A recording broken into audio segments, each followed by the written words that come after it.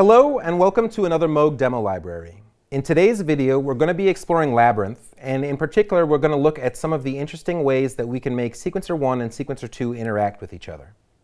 So for the sound in this example, I'm going to be using the main VCO. I have it fed into the wave folder, and then I have the order switch set so that the wave folder runs into the filter. That means that this blend control is going to smoothly mix between the output of the wave folder and then a filtered output of the wave folder. I'm also going to be using the mod VCO in this example to modulate the biasing of the wave folder, and you might ask yourself how I'm doing that because there's no patch point in the patch bay for VCW bias. But a trick that I can do is if I have the mod VCO set to sub-audio rates, then if I mix that LFO modulation in with my VCO in the mixer, the LFO is going to be pushing around the biasing of the wave folder, so we'll get this nice animated tone. The other thing that I want to ensure is that anything that I want modulated from a sequencer is going to be coming from sequencer 1. So that means I'm going to have to replace the EG1 modulation going into the VCF. And the way that I'm going to do that is I'm going to take the sequencer 1 CV, I'm going to feed it into the UMix2 input in the patch bay, and then I'm going to take the UMix1 plus 2 output and I'm going to feed that to the cutoff. Now I still want a little bit of envelope modulation on the filter. So the way that I'm going to do that is I'm going to take the EG1 output and I'm going to feed that into the UMix1 input. Now the UMix circuit in the patch bay is a little utility mixer, and the way it works is that anything going into the UMix2 input is a unity gain mix, so it's just going to come in full strength, and anything that I feed into UMix1 is going to be controlled by this attenuator here that says UMix1 level, so that will get blended into whatever is being fed into UMix2. Now in this case, what I'm doing is I'm feeding my sequencer voltage full strength into the filter, and then I'm also going to use the UMix1 level to add a little bit of envelope modulation in with the sequencer modulation. And then you'll notice on this attenuverter next to the filter, it says EG1/CV amount. The reason that CV amount is there is it means that anything that's plugged into the cutoff is going to cancel the normalization of EG1. So now I've added EG1 back in using the UMix, but I have sequencer 1 modulating the filter. Now the setup that I'm going to do for the sequencer is interesting because I'm going to begin by setting sequencer 2 to 7 steps. That means that the two sequencers are going to have a polymetric relationship where every time we go through a loop on sequencer 1, sequencer 2 is going to get shifted a step forward. So their relationship is going to shift after every loop. Now what I'm going to do is I'm going to bit flip position 1 on sequencer 2. So if I hit the advance button, I can see that there is a gate present in sequencer 2. Now I'm going to go to the patch panel and I'm going to take this sequencer 2 trig output and I'm going to feed that into the bit flip 1 input.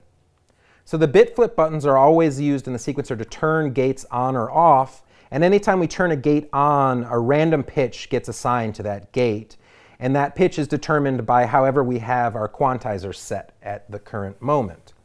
So what it means now is that sequencer 1 is going to get populated by sequencer 2 with each loop, because this one bit that we have on in sequencer 2 is going to turn bits on in sequencer 1, and because of that polymetric relationship, over time it's going to fill in sequencer 1 and then fully remove all of the gates, and we'll get this really interesting behavior. So let's take a moment and hear how that sounds.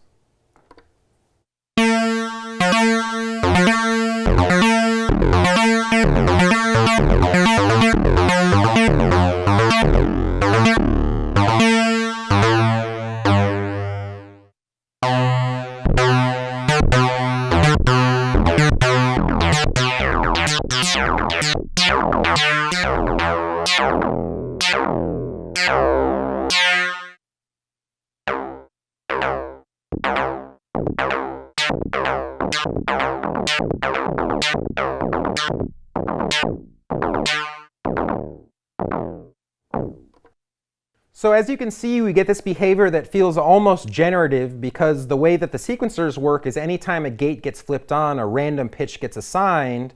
So now it feels like sequencer 2 is essentially rewriting sequencer 1, but we're getting this generative pitch movement because of the way it's turning on and off gates.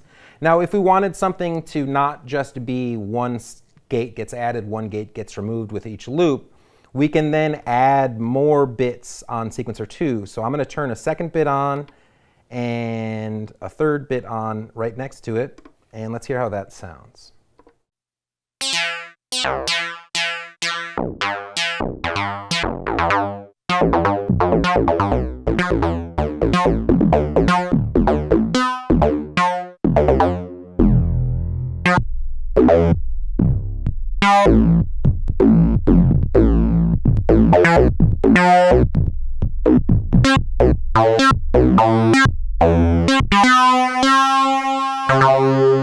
So as you can hear, we can get this really interesting behavior where sequencer 2 is writing sequencer 1 for us. Now, another thing that we can explore is if we turn the corrupt up past 50%, then sequencer 2 is going to start rewriting its own gates, but still, anytime a gate is on, it's going to flip a bit on sequencer 1. So now we'll get a slightly more generative behavior in terms of the gate distribution on sequencer 2, but those are still going to have an influence on sequencer 1. So let's hear how that sounds.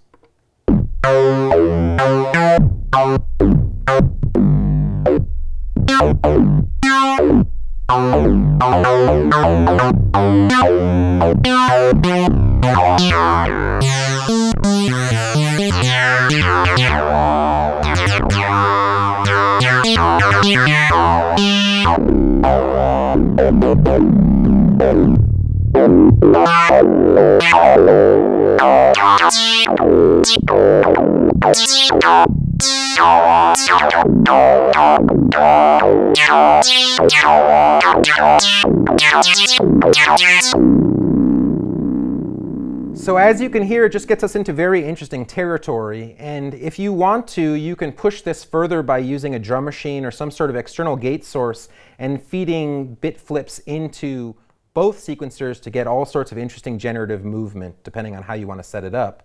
But if you're struggling with coming up with ideas, Labyrinth is an excellent way to let the sequencer do the work for you and arrive at something that sounds interesting, and then be able to store that by just pulling the bit flip connection out on the patch bay, turning corrupt down, holding the buffer button to capture anything. But this can just be a really nice way to work with Labyrinth to generate ideas for you.